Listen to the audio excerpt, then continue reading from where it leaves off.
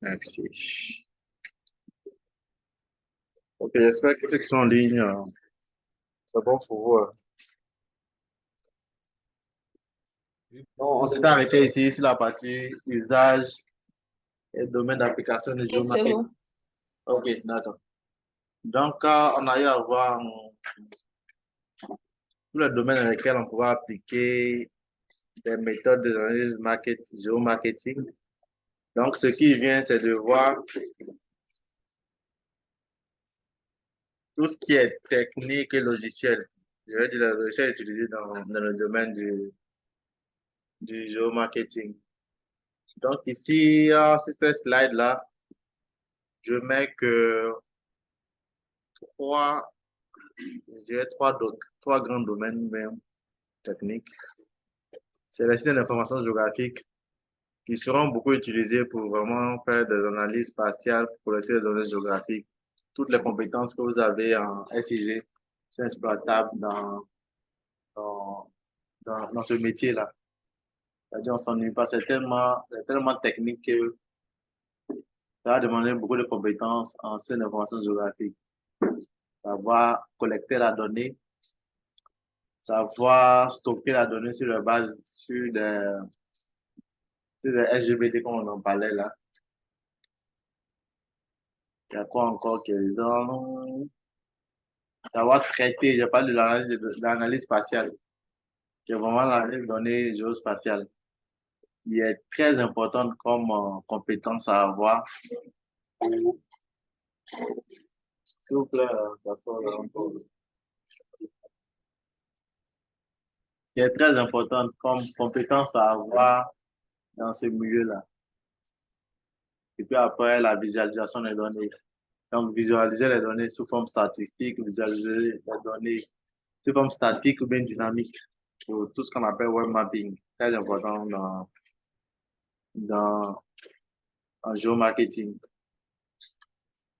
Les statistiques, je l'ai dit tout à l'heure que c'était très important. Donc, je répète ça ici. Savoir faire de la statistique descriptive. Donc, quand on a des données, comment est-ce on les traite? Le traitement des données, ce qu'on appelle l'analyse de données, nettoyage de la donnée, trier les données, un certain nombre de manipulations qu'on fait sur les données. Il faut savoir les faire dans des outils comme R, Python ou des logiciels de statistiques spécialisés. Donc, c'est très important aussi à connaître. Qu'est-ce qu'on peut dire sur la partie statistique là? Je trouve que, je disais que je trouvais que le niveau des géomaticiens en statistique était trop bas. Et c'était pas bon pour le domaine dans lequel ils sont. Parce qu'actuellement, là, c'est le domaine de l'analyse de données, de la statistique qui grandit. Vous voyez? On parle de data science. Ça parle à quelqu'un ici quand on parle de data science. OK. J'ai entendu parler de chat GPT, ça, je sais que tout le monde. Mais ça vient de ces métiers-là de data scientist qui consiste à être des scientifiques de la donnée. Donc, derrière, c'est tout l'environnement big data, tout l'environnement de l'intelligence artificielle, c'est quoi le deep learning, c'est quoi le machine learning. C'est un environnement dont je sais que vous êtes vraiment trop éloigné, c'est pas vous. Vous êtes vraiment trop éloigné dans votre petit coin de géomaticien et tout cela, vous ne tenez pas compte de cela. Alors que, comme le monde de l'analyse des données est en train d'évoluer, je dis que la géomatique se classe dans ça. Donc, comme le domaine de l'analyse des données est en train d'évoluer, à la fin, quand on finit de faire tous ces traitements-là, il faut pouvoir mettre ça sur des outils cartographiques et autres. Donc, il faut des géomaticiens qui s'y connaissent pour pouvoir intégrer ça à des outils géospatiaux. Mais si on s'y connaît pas, vous voyez que c'est les mêmes data scientists et autres là qui vont apprendre à faire la partie géomatique là. Parce que bon, quand ils vont dire qu'ils auront besoin de Python, ils ont eu un certain nombre de données de big data. Si on a des données de big data, ça vous serez perdu. Donc, imaginez qu'ils ont eu des données sur le big data et autres. Et puis, ces données-là, ils veulent là, pouvoir cartographier autre. Ça s'appuie nos outils habituels qu'on a l'habitude d'utiliser pour le faire. En ce moment, on sera déphasé. Comme géomaticien serait déphasé, donc du coup, on n'aura plus besoin de vous à ce niveau-là. Donc, ça, c'est vraiment, c'est sur ça que vous devez essayer de vous pencher vers ce genre de choses-là. Comment est-ce qu'on utilise l'intelligence artificielle, l'analyse de données, big data et autres dans le domaine du spatial. C'est à ça que nous devons chercher à attendre. Donc, essayez de vous développer ces compétences-là dans ce domaine. Essayez de choisir des sujets de mémoire qui tendent vers ça et non des sujets de mémoire toujours classiques. Ça ne va pas vous envoyer quelque part. Si on a fait le traitement d'images, on a traité les images avec des algorithmes d'intelligence artificielle et non avec des algorithmes standards, maximum de vraisemblance. Des choses que nous on a fait et avant qu'on ne vienne aussi, on sait que ce qui était là aussi, nos professeurs même ont fait. Donc, vous voyez, ça date de longtemps. C'est plus adapté maintenant. Donc, on doit s'adapter. Pour synthétiser, on doit s'adapter. Et l'informatique aussi est beaucoup utilisée dans le domaine de la géomatique et autres, parce que, il faut développer des outils qui sont souvent spéciaux, avec des outils informatiques. On parle actuellement, la cartographie statique, elle marche plus. La cartographie dynamique. Donc, la cartographie fait ce qu'on appelle le web mapping. C'est ce qui passe. Quand vous finissez de traiter vos données autres, ce sont des cartes là, les gens ont besoin de ça pour voir les résultats, pour interagir eux-mêmes, n'ont plus besoin de vous. Oui. Donc, si vous vous arrêtez qu'à faire des cartes statiques, à un moment dans une entreprise, vous n'allez plus trop servir. Donc, c'est important de développer ces compétences-là. Oui, vas-y.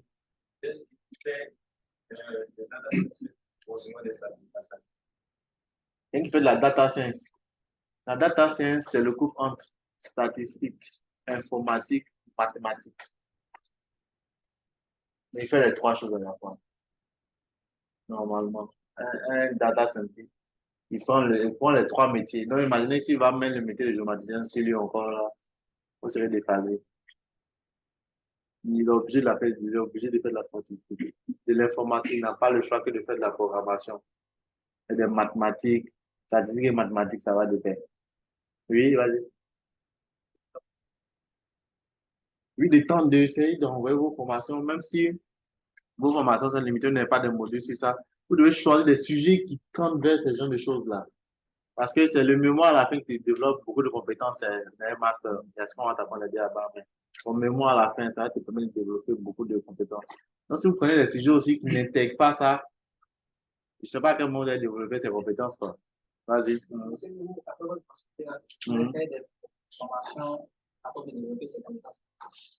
Moi, j'ai appris sur le tas.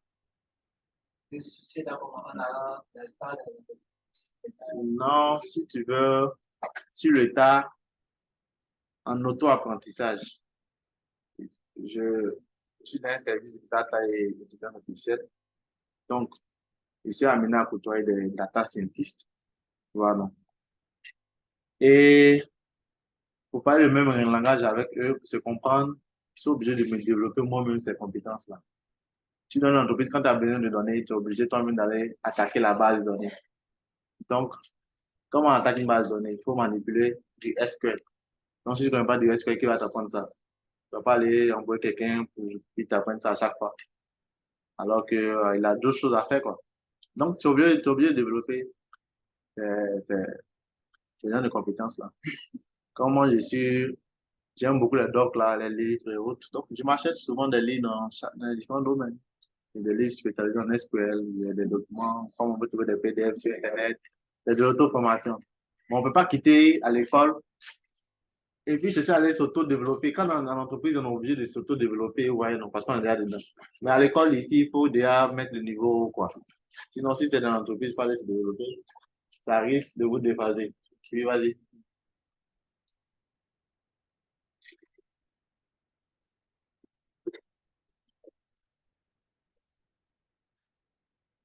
Donc, ouais, ça risque carrément, vous risquez carrément d'être déphasé, quoi. Ouais, ça veut dire, pourquoi on te recrute même, on va te demander ça. Vous comprenez? Après, peut-être nous, on est en train de nous a pas demandé ça, mais à l'intérieur, on nous demande ça maintenant. Donc, nous, On n'a pas le choix que de s'auto-développer. Mais pour ceux qui sont à l'école, si vous venez que, en réalité, c'est à l'école qu'on doit venir apprendre. Vous comprenez? C'est à l'université qu'on vient apprendre. Aux États-Unis, c'est à l'université qu'on développe les nouveaux trucs, tout, tout, tout. C'est pas en entreprise qu'on va développer nos autres étudiants. Donc, c'est carrément ici qu'il faut chercher. Vous comprenez? C'est surtout ça. Donc, c'est ici que vous devez développer ces compétences-là. Allez-y. On a souvent dans la science. Tu comprends pas. Est-ce qu'elle dit d'aller se former pour Big Data? C'est comme on parle de base de données. Le Big Data, c'est le deuxième niveau de base de données. Donc, ça dit que c'est les bases de données, mais on dit big. On dit qu'on a de grandes masses de données. Imagine qu'on a des données à chaque minute, à chaque seconde. En une journée, on a 10 millions de lignes. Votre, pour ceux qui connaissent Excel, Excel prend combien de lignes? Excel passe à 1 700 000, 200 000. Excel plus combien de lignes. Donc, ça veut dire que si tu as 3 millions de lignes, tu ne peux pas travailler avec un fichier Excel. Tu vois, non? Ok. Donc, les big data, c'est ça. C'est le fait qu'on a le maximum, on a un max de données. On a de diverses données. C'est plus forcément un tableau avec colonne et ligne.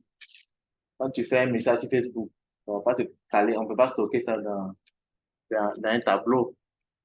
C'est pas possible. Tu vois, non, c'est ce qu'on appelle du NoSQL. C'est pas du SQL, quoi. Il y a un langage qu'on a développé avec du NoSQL.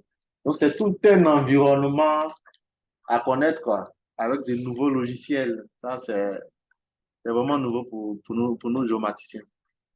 Donc, on n'a pas besoin d'être expert, mais de s'y connaître, de comprendre et puis d'arriver à développer le maximum de compétences qu'on peut développer. De sorte que quand on arrive dans ce genre d'entreprise, dans de grandes entreprises, on sait s'intégrer, on sait utiliser les outils puis apporter un plus. Comprenez? Quand vous regardez les outils de Yango et autres, c'est des outils d'application de la géomatique. Il n'y a rien à dire.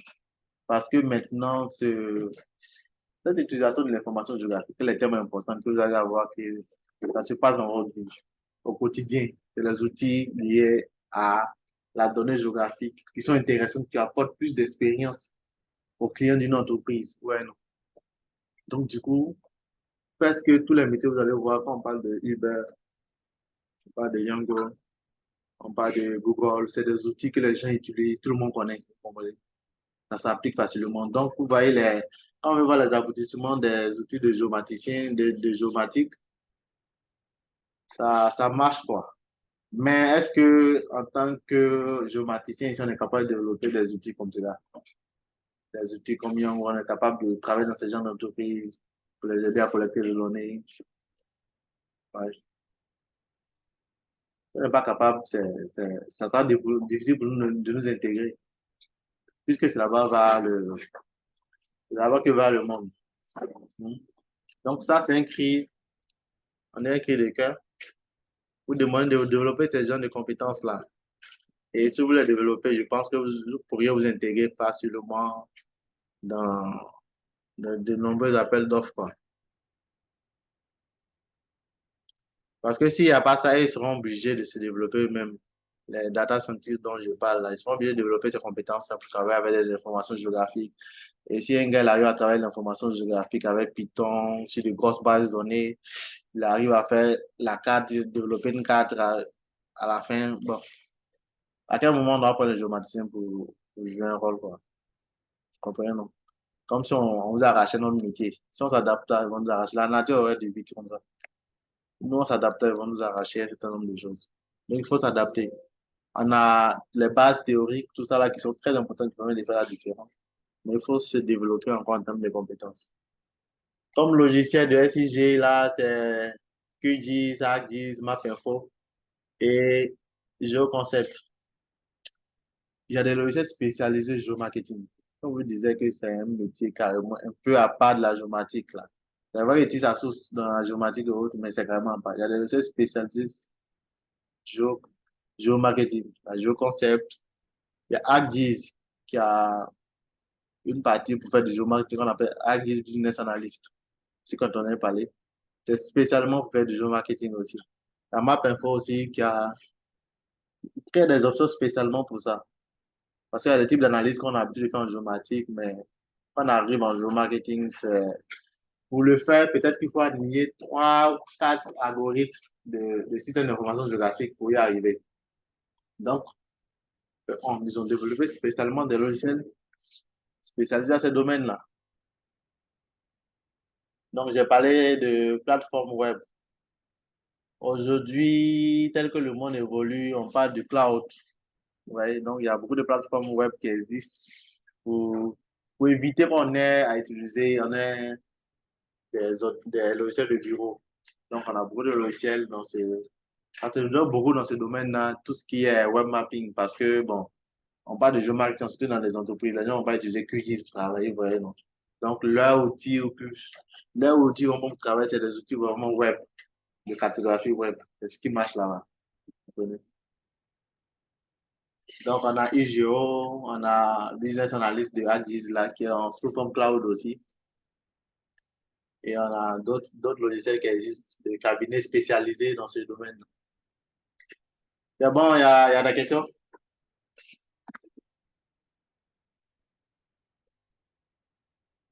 Pas de questions. Ok, donc, s'il n'y a pas de questions, on peut continuer. Ouais, analyse. Ok, donc le chapitre 2 c'est sur ça, ce qu'on va faire jusqu'à 17 heures là. Les moyens et les analyses en géomarketing, c'est vous montrer tout type de techniques utilisées dans ce domaine-là, ou bien les types d'analyses qui existent, que vous allez rencontrer souvent. Donc ici, qui sait comment on peut faire ce truc-là? Ce que vous voyez là, le truc d'araignée, il y a un nom qu'on donne à ça que je veux toujours. Hmm. Ici, c'est quoi? On a des points de vente qui sont là, en noir, noir, ici, là. Et puis, on a affecté ici des localités, un ensemble de populations à ces, à ces points de vente-là. On utilise un modèle de localisation appelé location allocation. Donc, si vous voulez, localisation location, c'est un modèle très puissant qui existe. Donc, je vais faire un exemple pour vous allez voir. On peut faire ça. Et vous montrer dans le contexte. Dans quel contexte on fait ce type d'analyse-là, qui est très intéressante. OK, donc comme moyen, on va voir trois types d'éléments. Tout ce qu'on appelle géocodage. C'est quoi le géocodage? L'analyse des grilles et l'analyse spatiale. Je retire ça parce que je me dis ici dans un environnement de géomaticien, donc je ne vais pas leur expliquer ce que c'est que l'analyse spatiale. Mais bon, je me suis rendu compte que je serai obligé de développer cette partie pour les prochains cours. Parce que j'ai surestimé aussi les géomaticiens qui sont devant moi. Parce que quand j'arrive aux analyses spatiales, là, je ne peux pas tout développer, mais il y a tellement beaucoup de choses là qu'il faut connaître, quoi. Comprenez? Quand on a il peut faire la différence entre données géographiques continues et discontinues. Données géographiques. Dans même en statistique, on parle de variables continues. En statistique, on dit ça au moins. Variables continues et autres là. On parle de données géographiques continues et discontinues aussi en géomatique. Qui sait c'est quoi? Qui me donne un exemple de variables continues? Les données géographiques sont continues dans l'espace. Hmm? Réfléchissez un peu. Vas-y. Là, tu viens d'arriver. Oui, je remarque que c'est bizarre quand même. C'est quel nom? Ok. Tu vas faire quoi? Géographie, SRL. Mais SN, demain. Ok. Allô? Oui, Allô? un instant, s'il te plaît. Oui, un instant.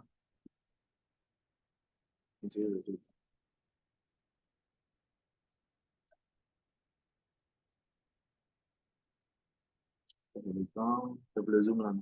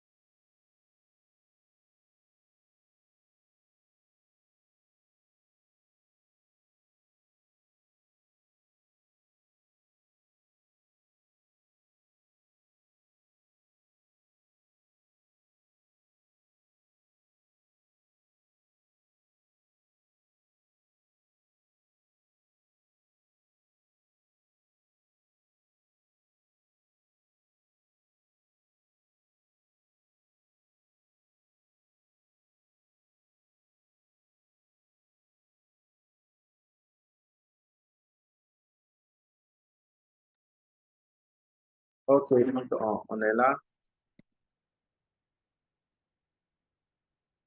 Donc, je demandais des exemples sur des types de variables contenues dans l'espace.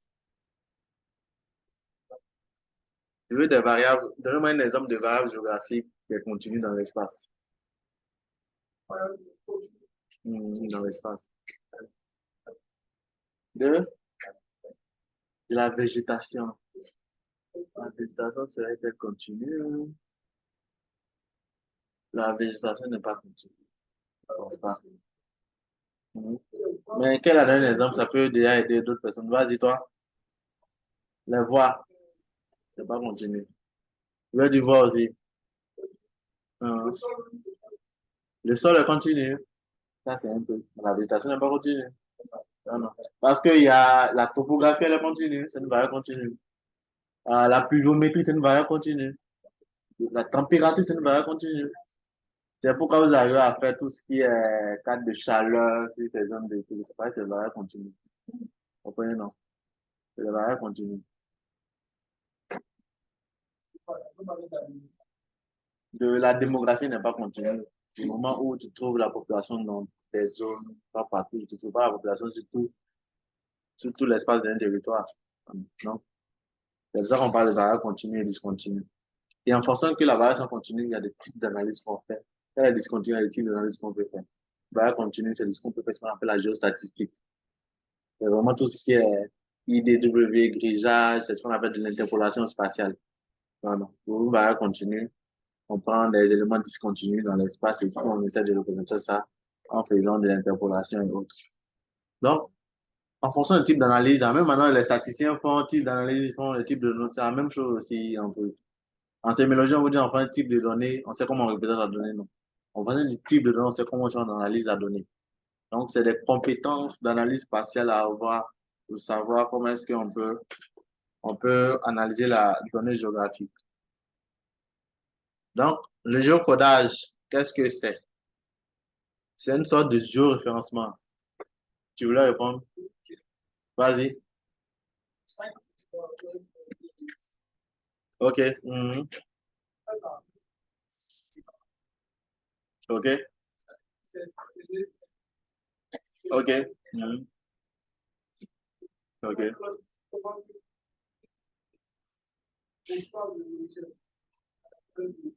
OK.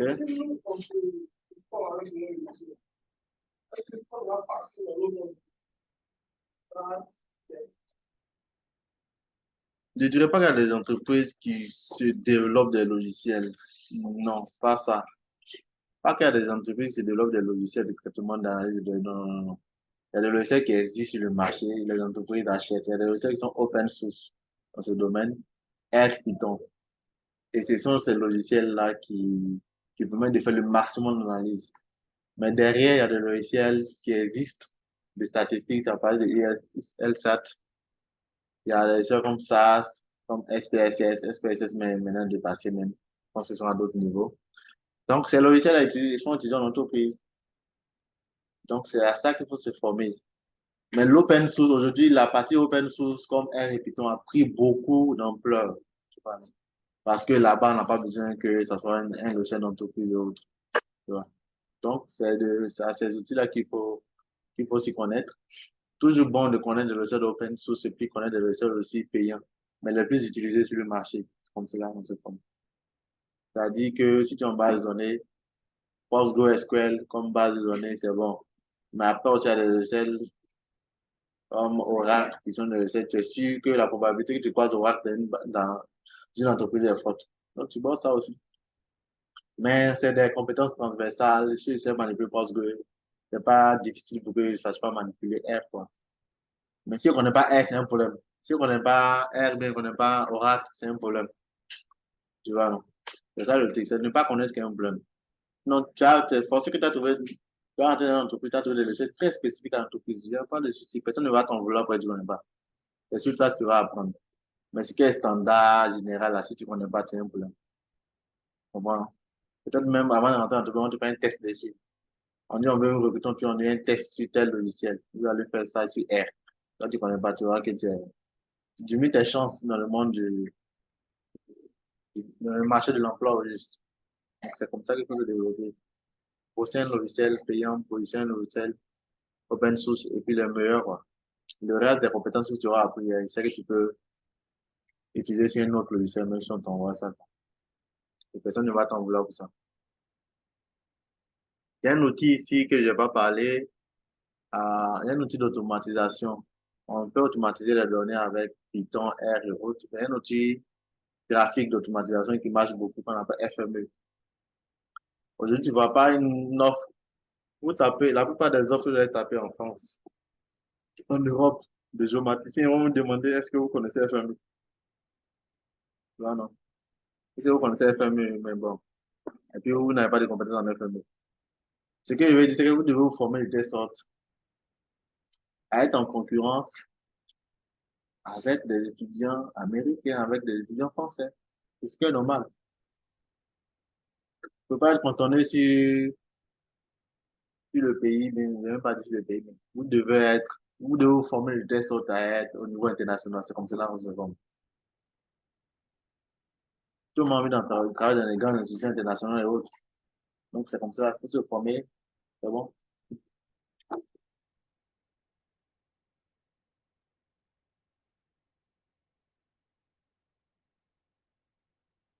Mais lui, il fait de non? Hein? Ok. On a mis M2 là. Je vais mettre une table là. Y a pas de souci. C'est bon chez eux maintenant? Ok.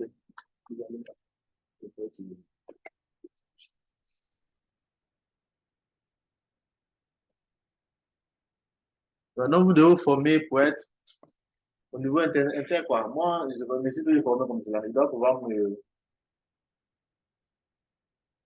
pouvoir faire de la concurrence avec des étudiants en France et en Europe, aux États-Unis, quoi. Ça. Si vous ne pensez pas comme cela, je sais pas quoi. Ça va compliqué pour vous aussi. De travailler sur des institutions internationales. Et pas des gens un niveau trop poussé pour vous, ça va compliqué. Donc, c'est comme cela que vous devez vous entendre. Vous êtes en train de vous former, de prendre des logiciels qui sont d'actualité. Vous devez d'abord maîtriser la théorie. C'est important la théorie. C'est très, très important. On parle tous les jours, mais c'est important. La théorie, la méthodologie, autres, c'est ce qui fait la différence. Puis après, maintenant, la partie technique, on a développé le logiciel. Ça, on doit pouvoir s'adapter à n'importe quel logiciel après, quoi. Il y a des connaissances de base qu'il faut avoir aussi. Excusez-moi. Donne-moi une minute.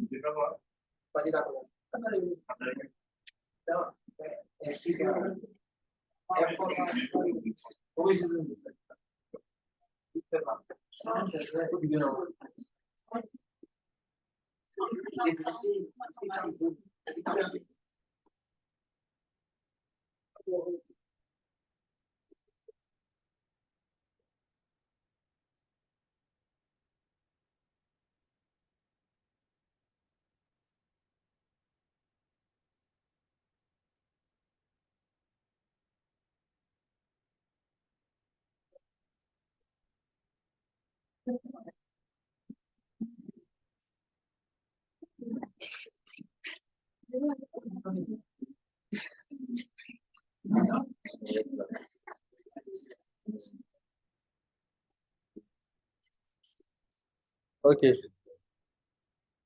Donc, c'est bon, il n'y a plus de questions. OK, donc, voici des petites méthodes qu'on a pu appliquer. Ça permet de comprendre ce nombre de vocabulaire. Actuellement, si on parle de vocabulaire, il y a des personnes, c'est pas la peine de mentionner, j'ai entendu parler. Mais on en parle beaucoup dans ce domaine-là.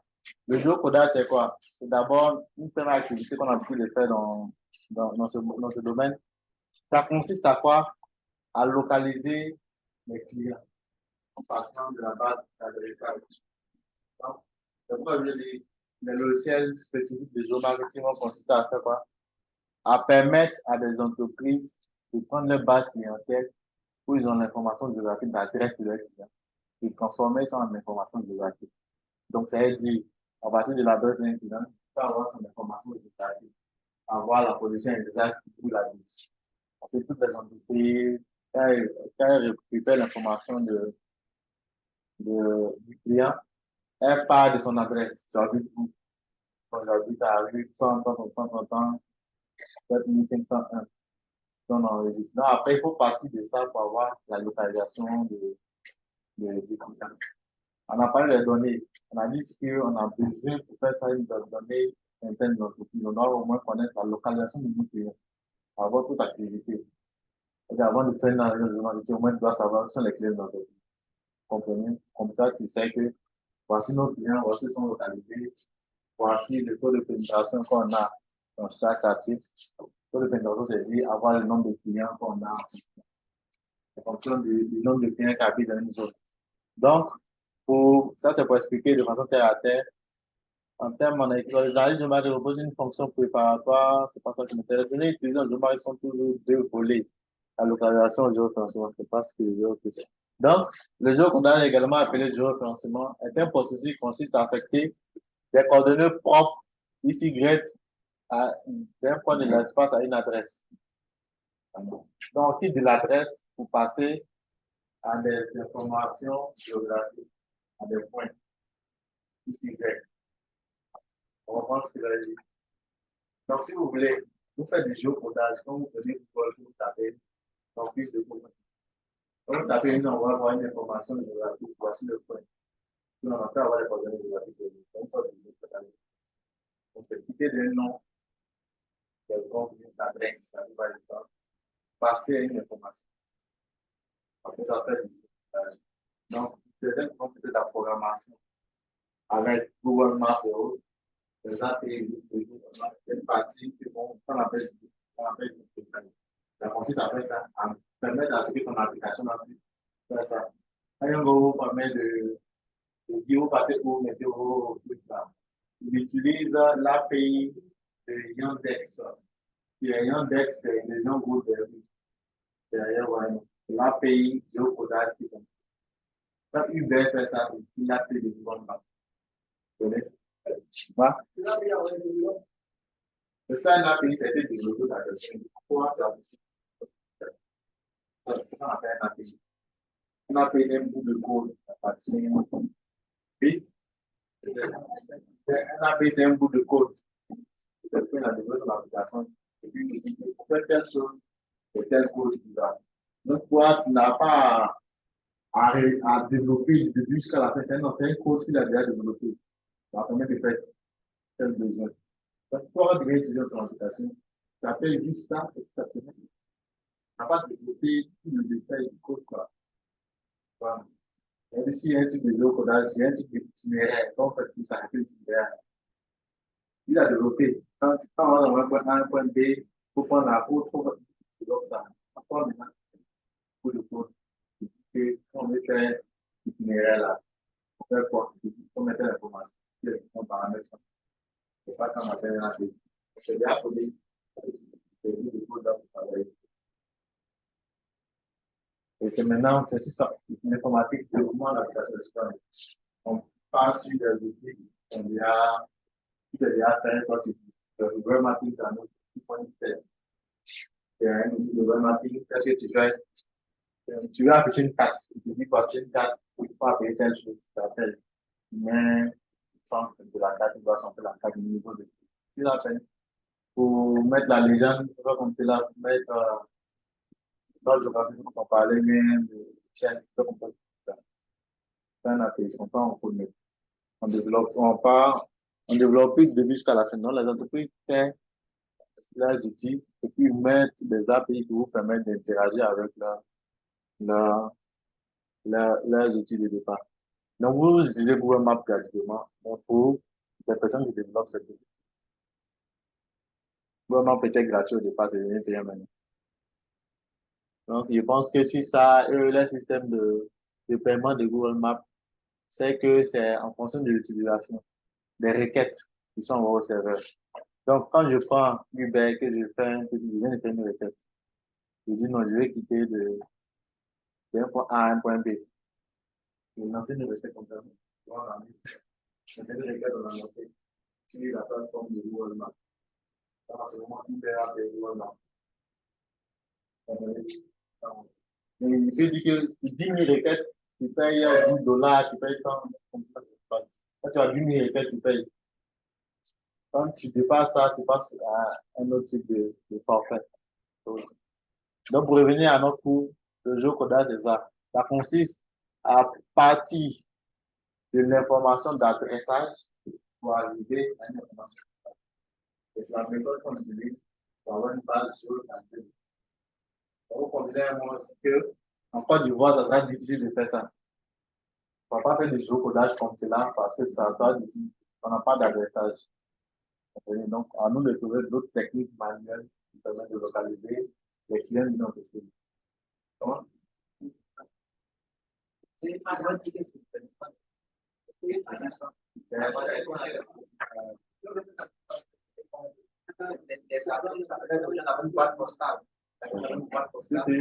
un environnement dans lequel je trouve que l'entreprise,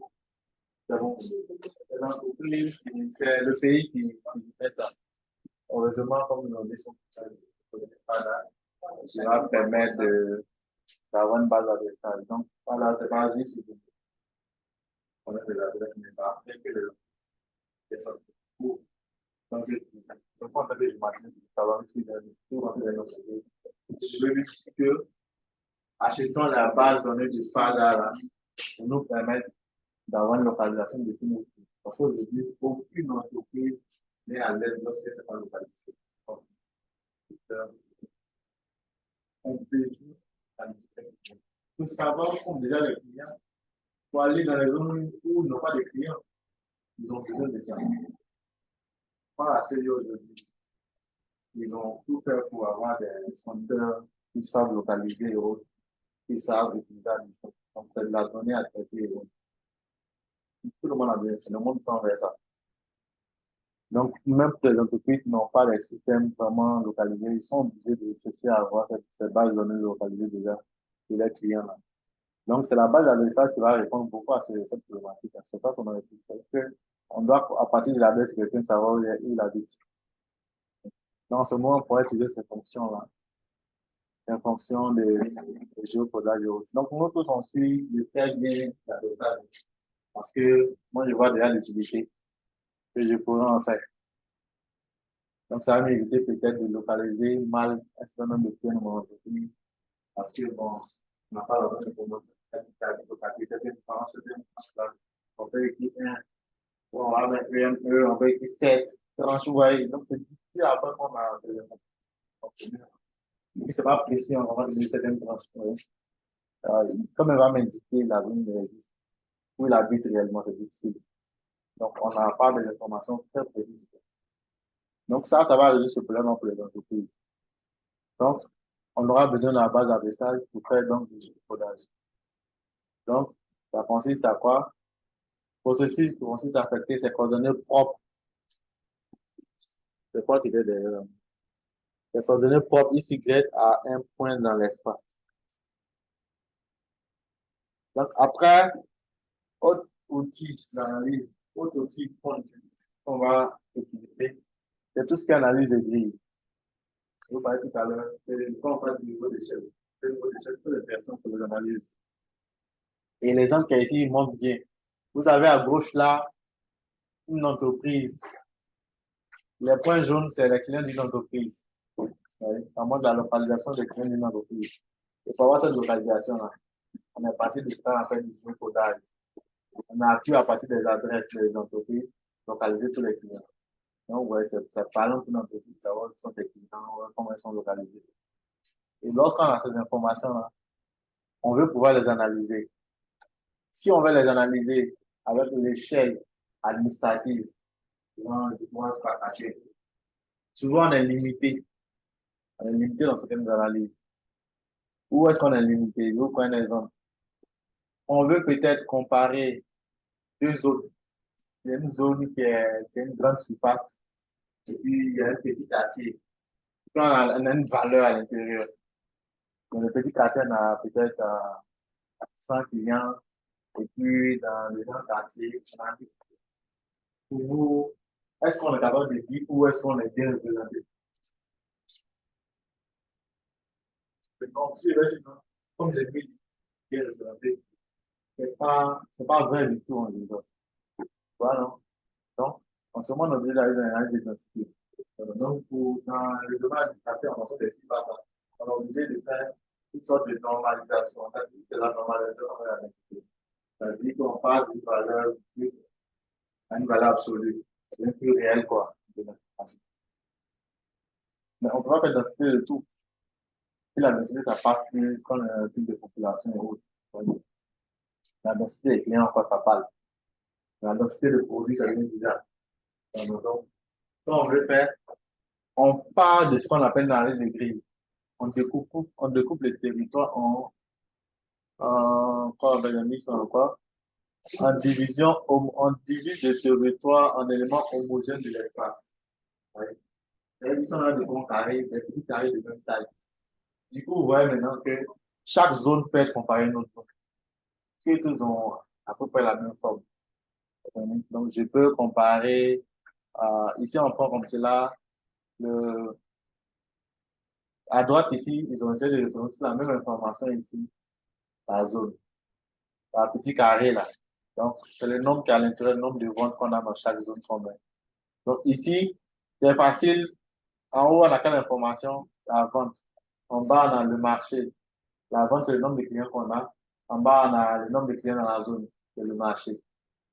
Donc, vente divisé par marché, ça nous permet de voir notre part de marché dans chaque zone. On peut faire ça facilement.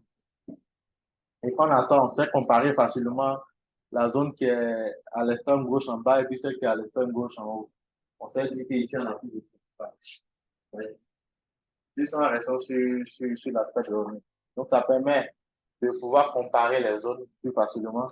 Et ça permet aussi d'avoir un niveau de fait très, très intéressant, très petite échelle, où on sait comment dire, on sait voir nos analyses de façon très, très, très affinée.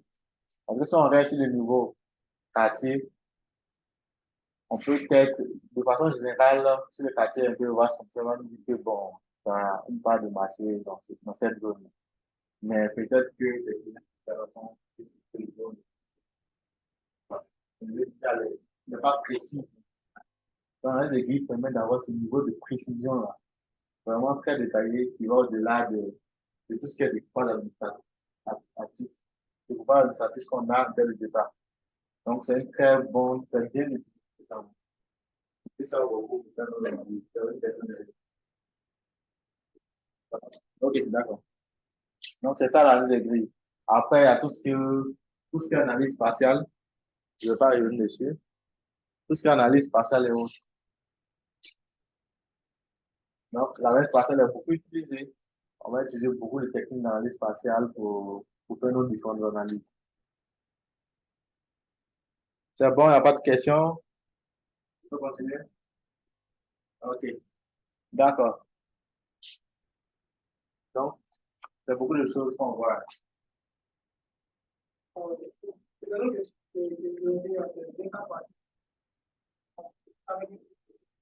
Hum, à partir de un exercice. Un cas à partir d'analyse. On doit être en mesure de faire. Ok, le soir, là. Je peux faire tout le dessin. Je peux faire ça avec QGIS, on peut faire la GIS, c'est le dessin de division encore. On peut faire map, on peut faire un dessin de géomatique, on peut faire tout le dessin. Où tu voudras. On va faire ça avec QGIS.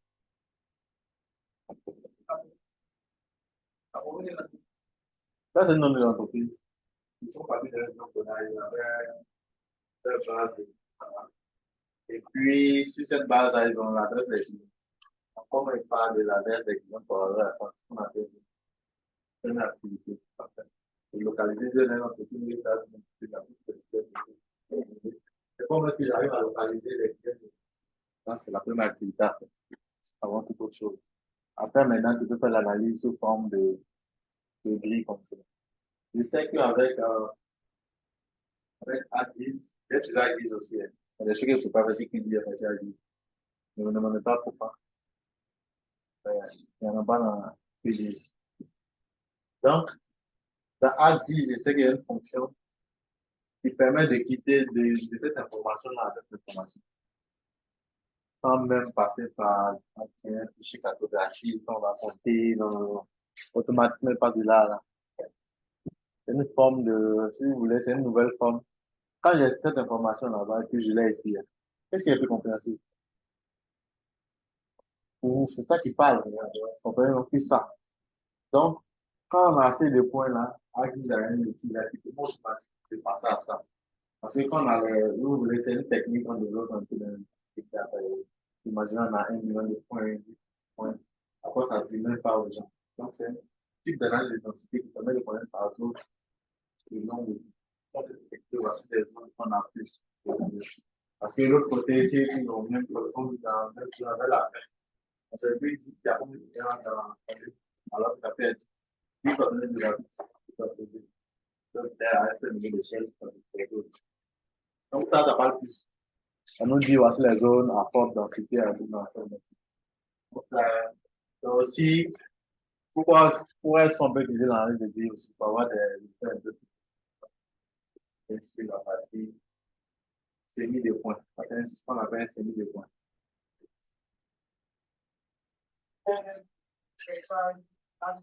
Les gens comme ça. La technique va permettre de faire des analyses spatiales plus intéressantes. On peut parler plus d'habilité et rester sur la partie personnelle.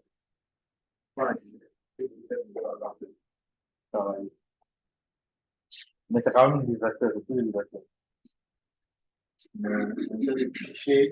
Allô? Oui, allô? Bonsoir, monsieur. Oui, bonsoir. Tu as voulu parler à un moment, il n'y a pas. Désolé. Bon, je voulais me renseigner ici concernant le géoréférencement pour obtenir les points des clients là. OK. Voilà, parce que c'est vraiment une panoplie de points que je vois en jaune. Donc, je ne sais pas si c'est à l'aide des différentes adresses des clients, si on fait une superposition avec la carte ou bien le plan de la localité pour pouvoir obtenir des points, ou bien comment le géoréférencement se fait. C'est ça, c'est ce qu'on appelle le géocodage. C'est-à-dire que on, on met juste l'adresse et puis ça nous donne le point. À partir de quelle base de données? À partir de. Qu'est-ce que je vais te dire? Cette base de données, je sais comment te répondre. Si tu veux, ça s'appuie sur une base d'adressage. On n'a peut-être pas ça ici, mais demain, je vais vous expliquer ça un peu. Je vais vous faire une petite démonstration sur ça. Donc, je vais dire, c'est la même chose qu'utiliser. Quand toi, tu veux aller sur, tu prends Google Maps et que tu saisis une information, il te donne le point, non? Oui. C'est le meilleur exemple. Et c'est la même chose. Ils s'appellent sur quelle base de données? Une autre base que Google Maps a. Tu vois, il y a une base derrière qui existe. Et c'est la même chose. C'est-à-dire qu'il suffit juste d'avoir une base d'adressage d'un pays. Donc, si tu as une liste de clients avec leur adresse, ils sont automatiquement passés de leur adresse aux points qui sont là. D'accord, c'est compris, monsieur. Demain, j'essaie de voir un peu. Il y a un outil dans QGIS qui fait ça. J'essaie Oui, de. mais Vas-y. bon, monsieur, de façon pragmatique, Mhm, chez nous, à Abidjan ici, mhm. je prends un exemple de quartier populaire. Peut-être à Cocody, on peut avoir l'adressage des différents quartiers, mais une commune comme Yopougon ou bien Abobo, l'adressage, vraiment, c'est compliqué. Donc, si tu as une société qui te demande de produire une telle carte par rapport à ses clients à Abobo ou bien à Yopougon, et tu n'as pas la carte d'adressage de Cocody ou bien de Yopougon, quel est le moyen que tu peux utiliser pour produire cette carte? D'accord. À partir des différentes adresses, tu peux contacter les clients, avoir l'adresse, peut-être tu peux te donner le numéro de leur lot ou bien de leur habitation. mais ils n'ont pas la position géographique, c'est-à-dire les coordonnées géographiques de leur local, de leur logement. Au moins, s'il y a la carte d'adresse, c'est-à-dire qu'il peut être relié directement aux coordonnées géographiques, c'est plus facile, mais ici, on n'a pas ça. Comment on peut procéder? Ouais, effectivement, on est d'accord qu'ici, on n'a pas ça. Donc, ici, ce qu'on va faire, c'est qu'on va essayer manuellement de localiser les clients, hein. Il n'y aura même pas l'adresse. Même Cocody dont tu parles, tu n'auras pas l'adresse. Non. Peu importe Cocody, c'est le même résultat, quoi. Donc, tu vas essayer de faire ça de façon manuelle. Il y a des bases où on te dit, le client te donne le quartier. Donc, il faut pouvoir avoir zone de quartier, il faut pouvoir déterminer la zone. Tu vas peut-être aller sur un centre des différents quartiers. Tu vois, dès que je vais essayer de centre même des quartiers, mais je fais déjà une information en précision. Oui, Tu ne vas pas avoir quelque chose de précis. Ça, il faut qu'on soit d'accord sur ça. Actuellement, ici, tu ne peux pas avoir quelque chose de précis. C'est pourquoi nous tous, on est heureux qu'il y ait un programme d'adressage qui va nous permettre de faire ça très bientôt. Et le programme d'adressage s'étend sur Abobo, le Pogo, comme tu l'as dit, Cocody et tout le monde. Donc, on pourra très bientôt faire ce type d'analyse-là. Actuellement, on fait ça, mais on n'a pas de bonne précision. On le fait ça manuellement, on ne le fait pas automatiquement. Ce que j'ai dit là, c'est très d'accord. automatique. Maintenant, on ne peut pas faire ça de façon automatique. Malheureusement, O- on n'a pas cette info, donc on fait avec. Ok, merci beaucoup, monsieur. Mais ma question, Mhm. bon, en tant que apprenant, puisque la géomatique aussi, c'est une découverte, est-ce Mhm. que à partir des quatre, puisque à partir des logements, des lotissements des différents quartiers, nous avons, ça peut constituer aussi une base de données, puisqu'il y a des numéros qui sont adressés à chaque client. Est-ce qu'à partir de cette base de données qui est la carte topographique des différents quartiers, est-ce qu'on ne peut pas faire l'adressage de ces différents quartiers? C'est-à-dire, tu vas à la mairie, on peut nous mettre cette carte à disposition et à partir de cette carte-là, faire le géoréférencement si c'est possible. Si on peut, mais ça serait compliqué. Je ne pense pas que les clients de l'entreprise auront dit qu'ils se situent dans tel lot. Je ne suis pas sûr que tu aies ces infos, que c'est quelqu'un de nous sache ici le lot sur quoi il habite. Donc, D'accord. ça ne t'aide pas même, en réalité. C'est vrai, c'est une bonne alternative. Si tu arrives à faire ça, c'est qu'il faut arriver à dire à tes clients qu'ils n'ont pas donné les lots, tout ça là. Je ne pense pas que tes clients vont arriver là et puis vont dire qu'ils connaissent les lots. Non, c'est impossible. Donc, ça ne t'aide OK. même pas, même si tu veux construire cette base-là. La seule chose qui peut t'aider, c'est qu'on ait une base d'atterrissage en Côte d'Ivoire. C'est le seul projet qui peut nous aider sur ça. Il n'y a pas autre chose. Oui. OK, merci beaucoup, monsieur. Là, c'est quoi? C'est data. Les données,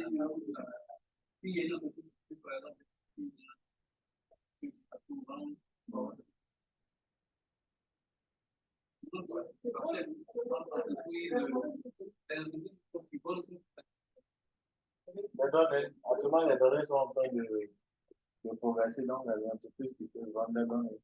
Quand un moment, c'est l'anonymité, l'anonymisation. Et les parents reconnaissent la personne derrière. Donc, il y a un système d'anonymisation qui permet de,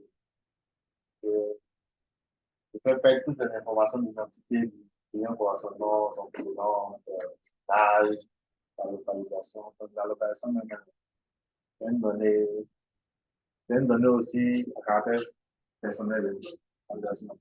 Donc, peut-être que tu as donné ça de façon agrégée par d'autres. C'est bon, c'est bon. Quand tu veux une entreprise qui vend ces données, tu peux te payer aussi. Tout ça.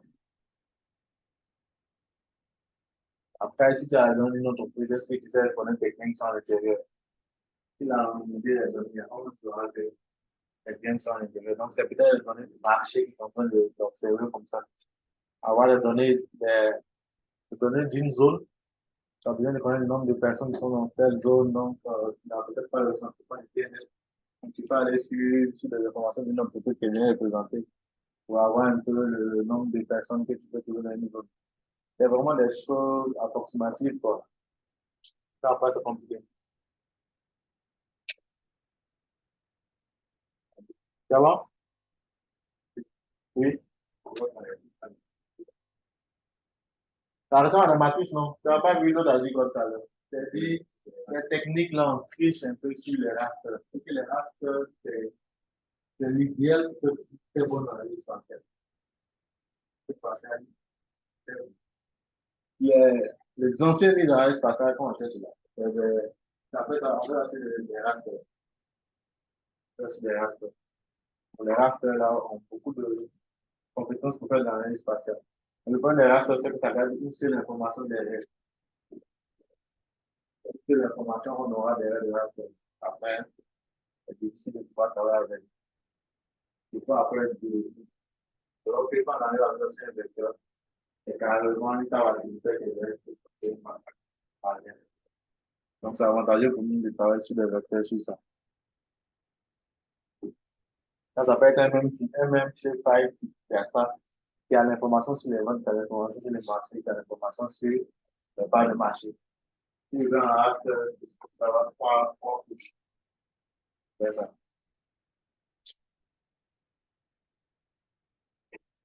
Avant que je ne me dise ce type de technique, hein, j'utilisais les images raster.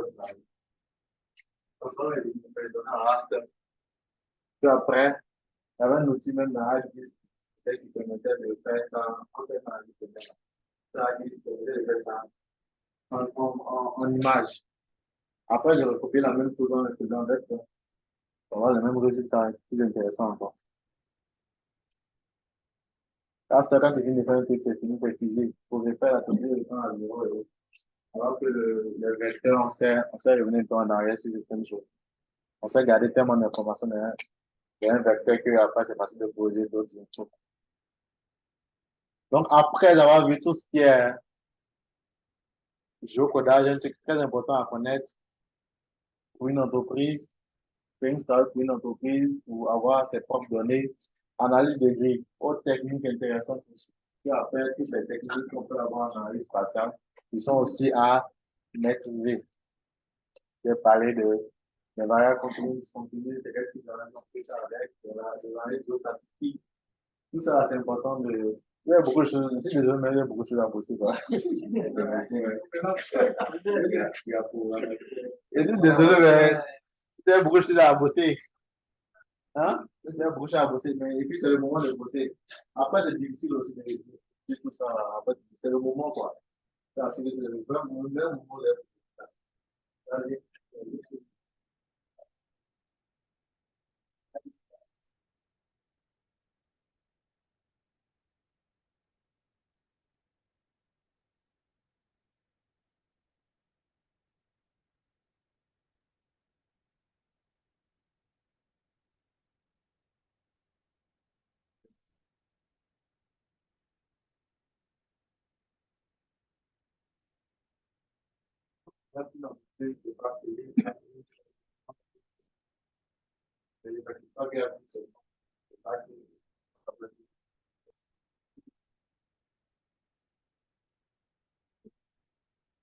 Donc, c'est ce qui fait que je peux voir les limites que je n'ai pas vues sur Qgis. Mais ce pas des limites. Hein. C'est des limites peut-être parce que je n'ai pas des points sur ça.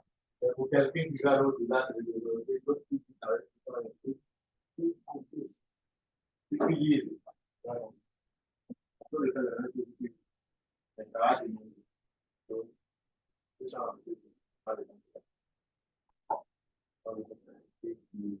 C'est ça le domaine de l'open source. C'est quand c'est open source là. Quand tu dis qu'il y a un travail, il faut expliquer.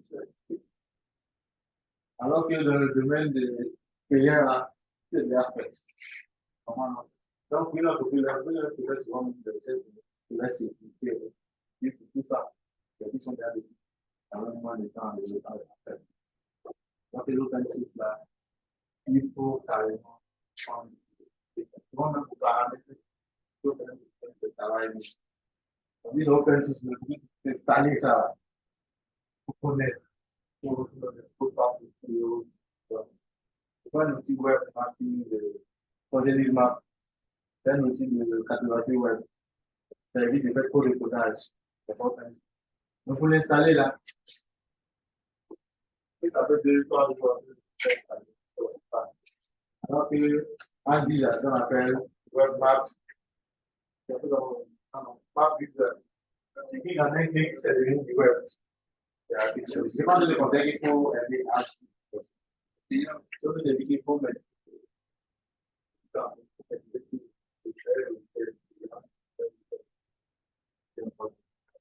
faut aussi faire une vidéo, tu as un petit peu. Ils ont un environnement qui est déjà là. Toi, tu m'as dit non, c'est maintenant, il est. Parce qu'il y a deux logiciels là, je pense que c'est un logiciel n'a rien à voir avec lui, tu vas le mettre. Tu vas l'aider à comprendre les choses. C'est pas un mauvais logiciel. Donc, tout est faisable sur l'open source. Tout est faisable. C'est juste la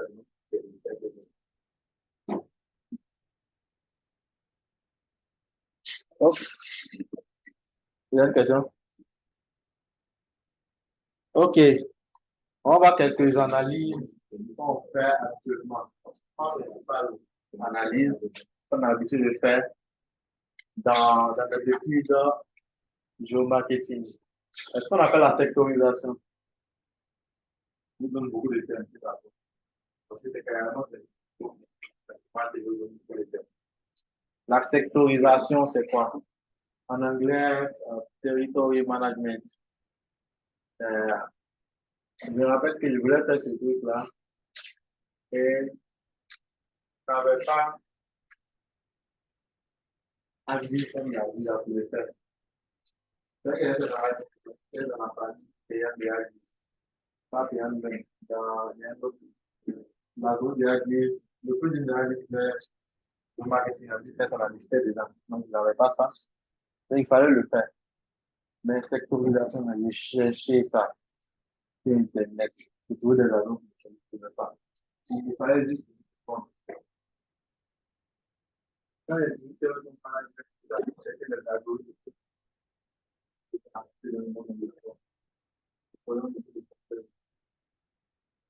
Il n'y a pas beaucoup de connaissances en français.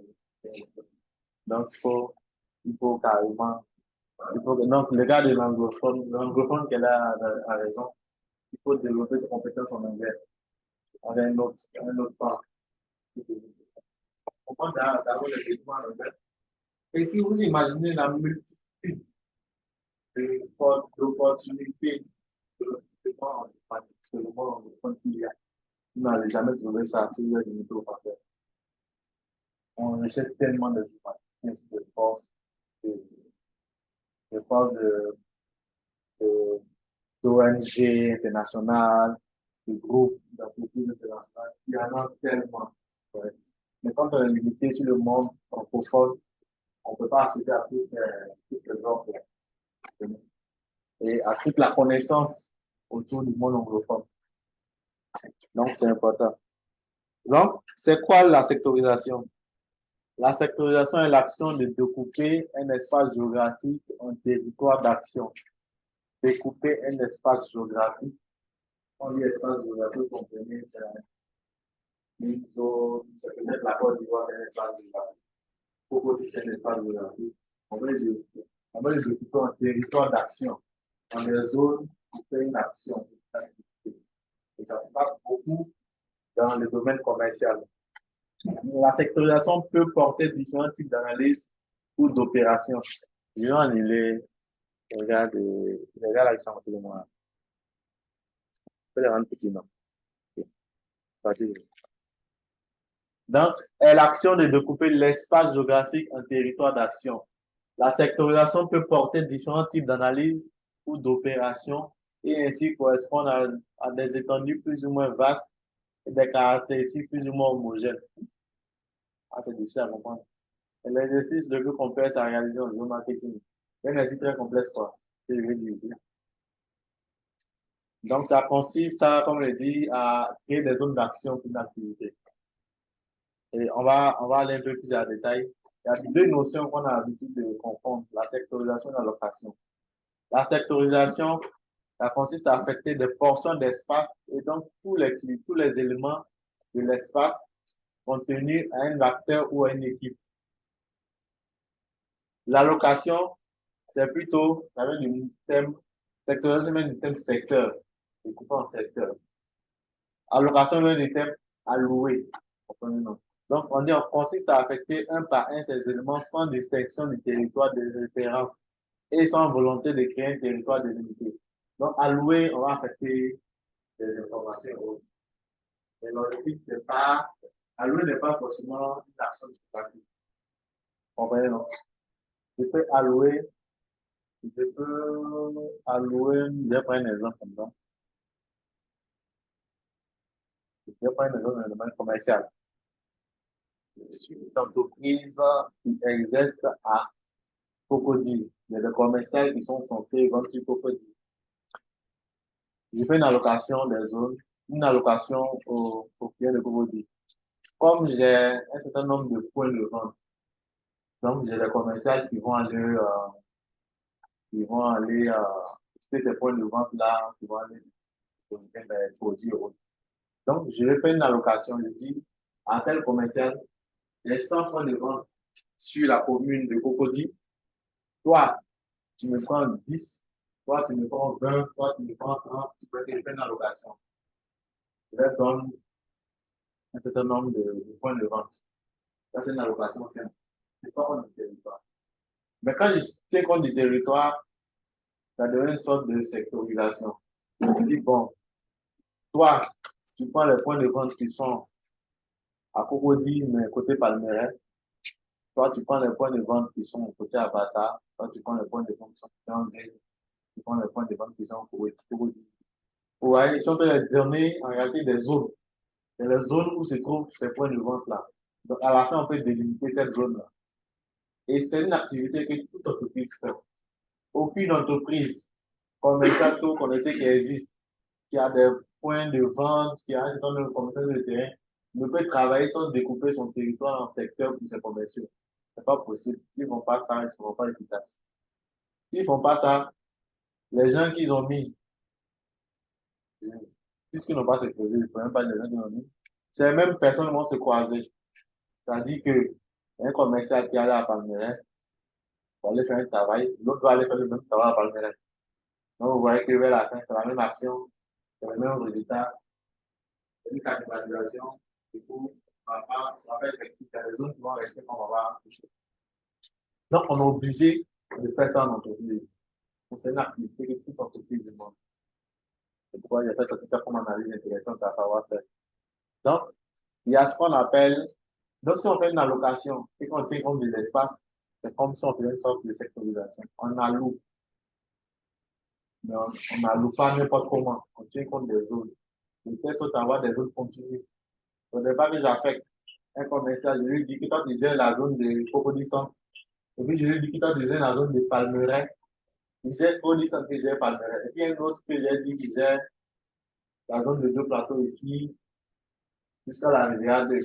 Donc, ce qui veut dire que le gars de Cocody Centre, il va sauter rivière 2 pour aller à Palmeraie. Vous voyez que c'est pas efficace pour le gars. Donc, de toute façon, ça doit être continu. Je vais lui dire, toi, tu prends la zone de Cocody, et puis tu prends la zone de rivière 2. Et puis l'autre prend la zone de Palmeraie. De telle sorte que tu n'es pas des zones qui soient discontinues. Et tu ne vas pas sauter. On parle de thème, ces zones sont discontinues.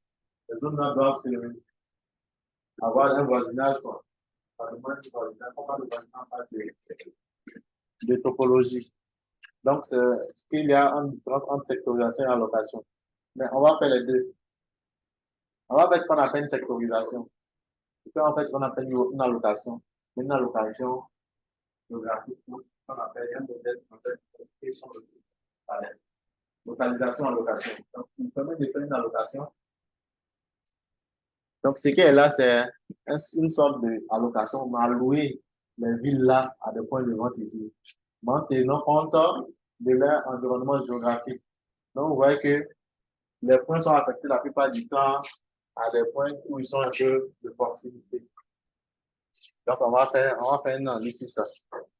Donc, la sectorisation, vous serez peut-être les jours marketés dans une entreprise, on vous demande de faire ça.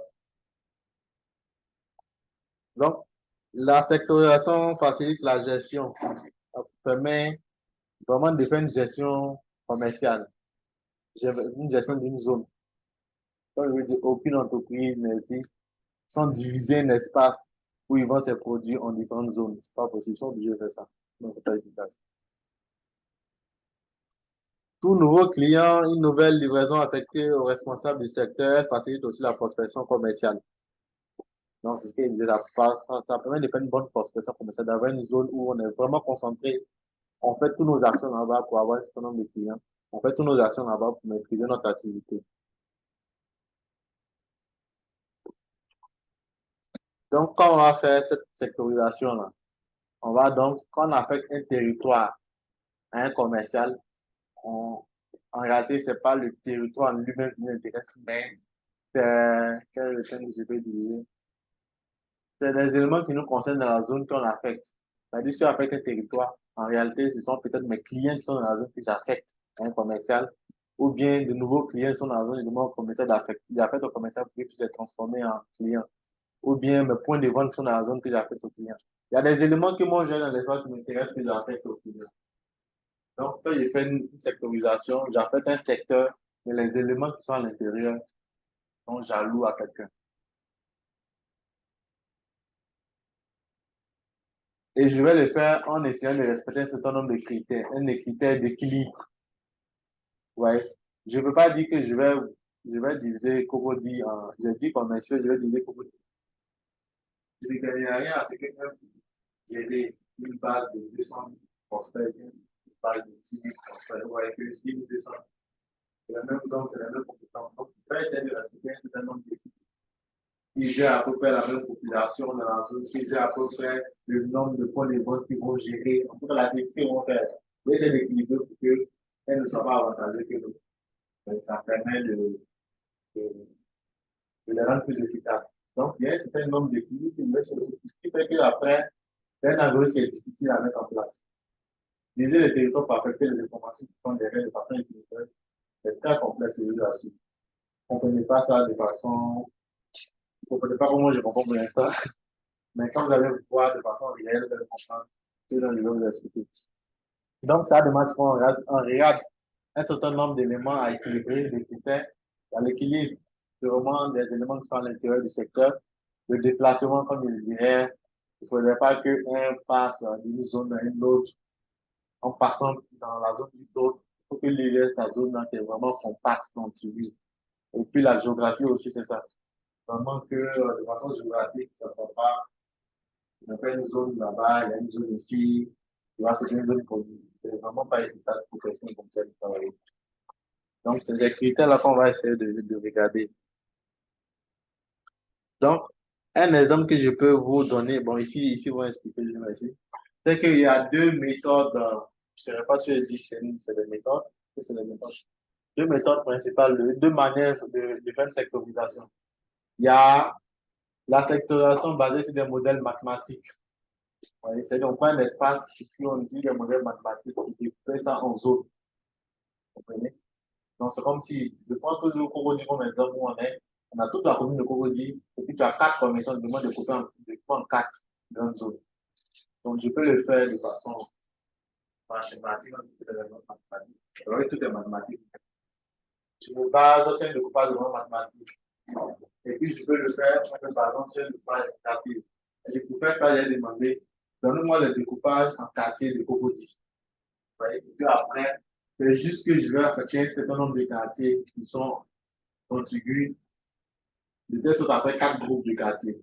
Comment dire, c'est une sorte de c'est une navigation de ces quartiers-là. Après, la limite, ça sera tous les quartiers que pour un client donné, pour un commercial donné, si on leur a donné 10 quartiers, la limite, c'est vraiment la limite des 10 quartiers qui est sa zone. Donc, on peut le faire si on se balance sur le découpage administratif, sur les modèles mathématiques. Un exemple d'élément mathématique, c'est ce qu'on appelle le diagramme de Voronoi. C'est qui pas? Bon, ceux qui sont en ligne, on va entendre. Le rouge d'abord, le diagramme.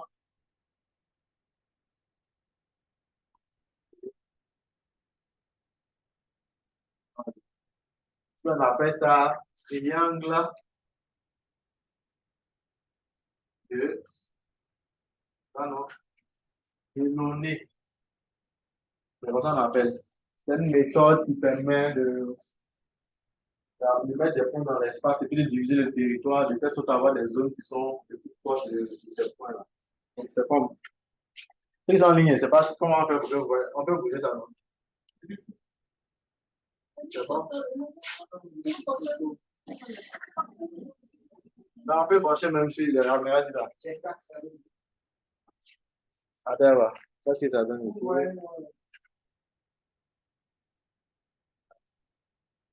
Ah, il va, mais c'est petit. Regarde comme il zoom. Il est intelligent quand même, non?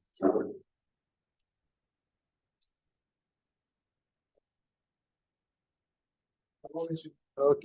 Donc, je pense que on peut aller. Ok, donc, qu'est-ce que je voulais montrer? C'est que on peut, ça passe sur juste des points. Vous voyez, pourquoi on peut voir? C'est ce qu'il y a. La maman qui a fait ça, nous, on peut pas essayer. C'est vrai. Et vous l'avez dit. Oui, je sais comment il va regarder la partie visio là. Ouais, c'est comme si. Attends, ouais. Toi, ils ont mis quoi ici? Supprimer, choisir, flouter. On ne peut même pas l'agrandir ça. Couper mon audio, arrêter la vidéo, flouter. Non, tu peux travailler par là. Faut que j'arrête le partage d'écran. Non, mais on n'a rien à voir.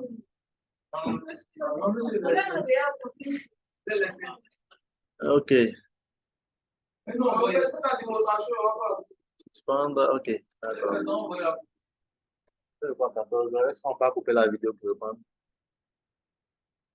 Je coupe la vidéo et puis je fais comme. Faut d'arrêter l'enregistrement et couper la vidéo. J'arrête l'enregistrement plutôt.